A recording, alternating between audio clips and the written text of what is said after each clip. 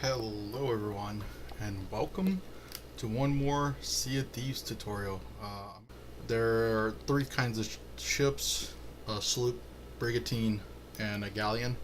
The sloop is a up to two pirate ship, brigantine up to three pirates, and galleon up to four pirates.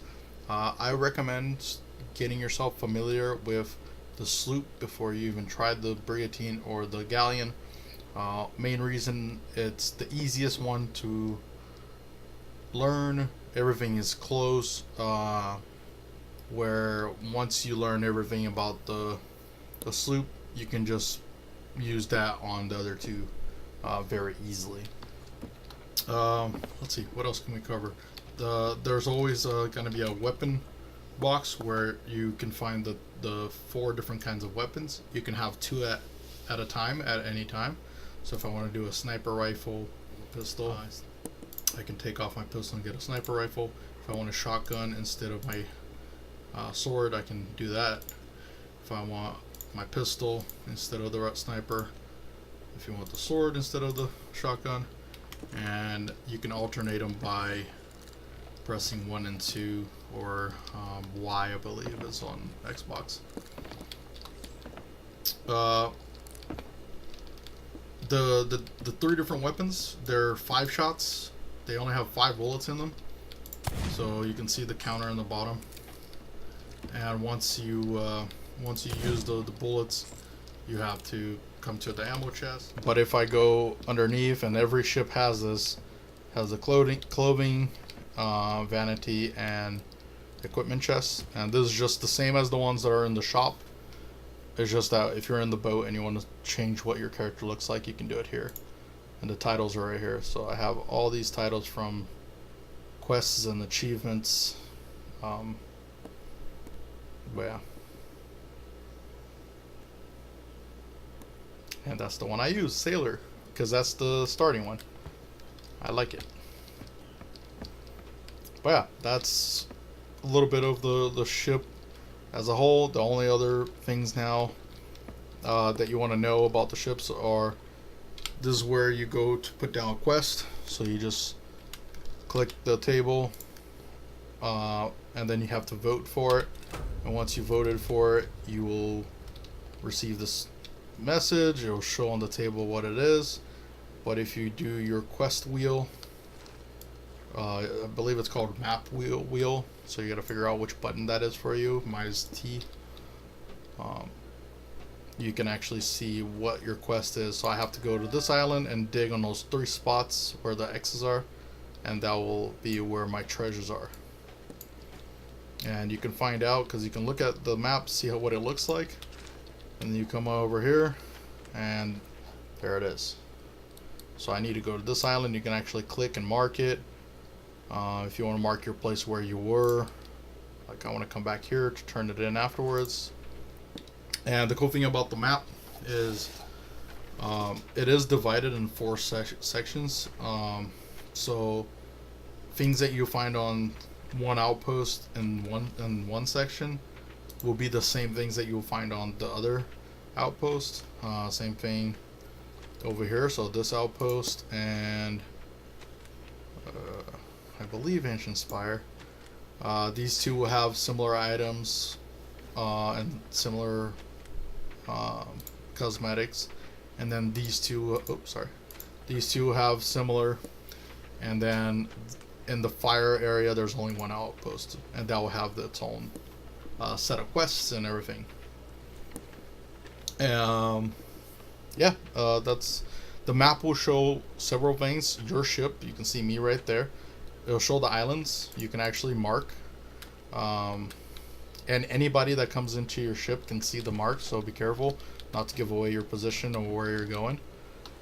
But also, if you have the Reaper flag up, you actually show up in the map for everybody. So anybody that the 7 other ships that are on this server will see where I am if I have this one, Reaper's mark. I will show up on the map for everybody. And if you're allied, you can see your ally on the map as well, so you can know where your ally is. Oh, sorry, and then the anchor, which to raise you gotta actually walk it, and to drop it you just gotta hold on, and then it drops. Don't be afraid to drop anchor when you're at high speeds. The boat won't break. I know it's kind of weird, the physics, but it won't break. And if you have your wheel, this wheel directs your ship, which direction is going. If you have it all the way to one of the two sides when you drop the anchor at full speed, you will do a 180 turn. So when you pick up the anchor again, you're going to be facing the other way. It's a cool little trick. There are two controls right here. First one, it's the length. You can up and down the sail. And then the other one is direction. So you can move it one way or the other. So what you want to do is you look at your flag, see which way the wind is blowing, and you want to put your sail as close to it as possible. So right now I'm doing the best wind I can do in that direction. You will get a noise, like a pop, when the wind is maxed out and you're getting the most amount of wind. So you want to be listening to that, and you also see a visual. It'll like curve a lot more.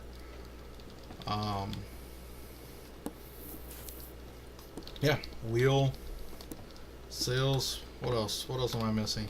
So the sloop will only have one sail. The brigantine will have two, and the galleon will have three. That you have to do all this to.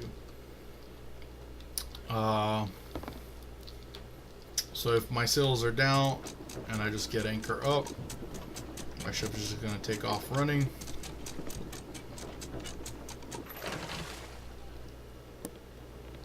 There we go. If I need to slow it down, I can slow it down. Slowing it down makes you do quicker turns as well. So the less sail you have, the quicker you turn. Unless you're going full speed and drop the anchor, then you're going to turn the quickest. But if you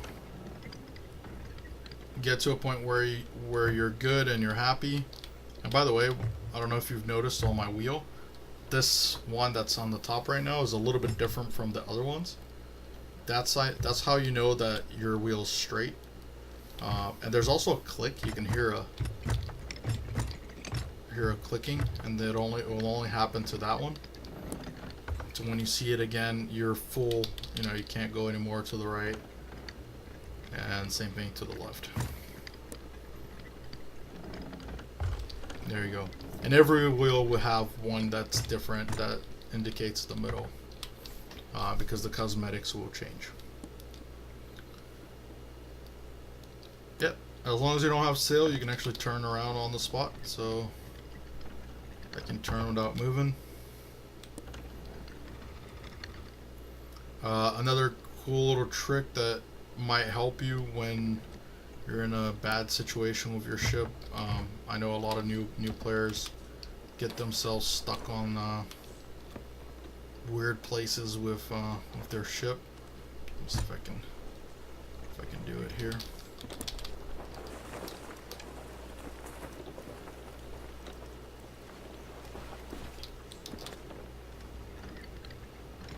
I went too much.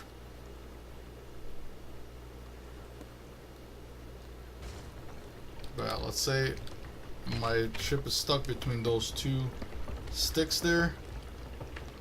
Oh, now I'm inside stuff. As you can see, it bounces back. So if it doesn't bounce back, all you have to do is do the wheel all one direction, see if it gets out. If it doesn't get out, then you do the wheel all the way the other direction, and you should be able to wiggle yourself out.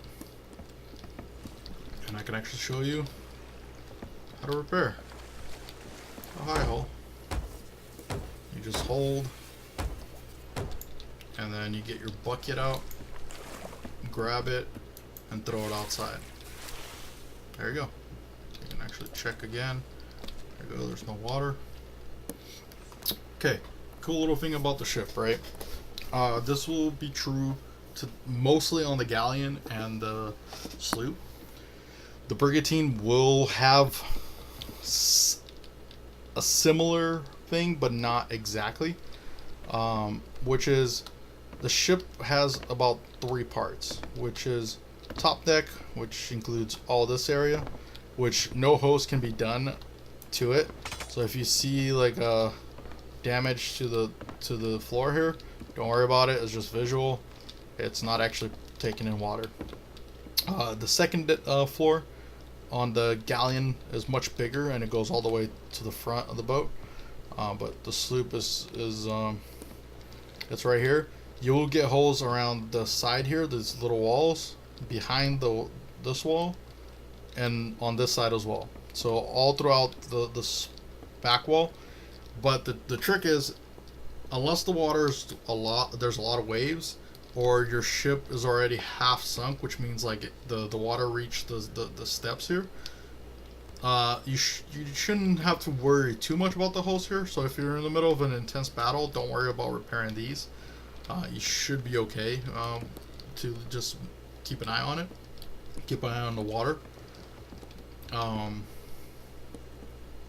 wonder if I can damage myself just there, but well, anyways, the holes you need to be careful about is starting at the staircase right here, all the way around to the cage here. By the way, this is the brig. You can actually vote somebody, so you can go to my crew, and then there will be people here on your thing, and you can vote them to the brig, and that will just lock the person up if it has a majority vote. But yeah, these holes you definitely want to patch up first. They will fill up your boat the fastest.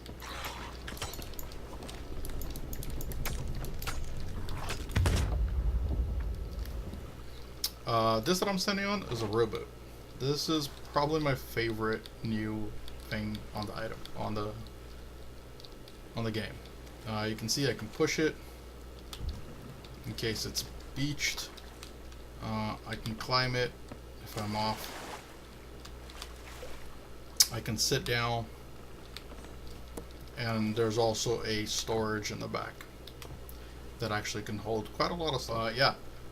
You can store things in here, and then when you sit here, you use the A and D, or I don't know, the Xbox ones, the side buttons to actually row. So you hold it down and it rolls. Then you let go and hold it down. To turn right, you hold right, and then you start turning. Q and E, I believe, are default, are brakes. So if you're going and you want to stop, you see they comes to a complete stop.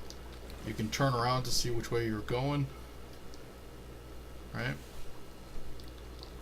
So I want to take it to my ship. Also really cool that if you the turns on this boat are actually really wide, so if you pass it like I just did right now, you passed your boat, you can actually do hand brake or brake on one side and roll another, and this would be like a 180 on the spot. It's like the tightest turn in the game right now. Once you get near the boat, you can hold your interact button to go up. But anyways, you can only have one rowboat, and you can detach it and roll away. You can store items in it. You can store loot in it. I've done multiple times where it's kind of hard to see and shoot this thing, so I've loaded explosives, the one I was showing you earlier, and rowed to an enemy ship, docked on their boat, grabbed the explosive, jumped in, and like blew up their ship. It's kind of fun.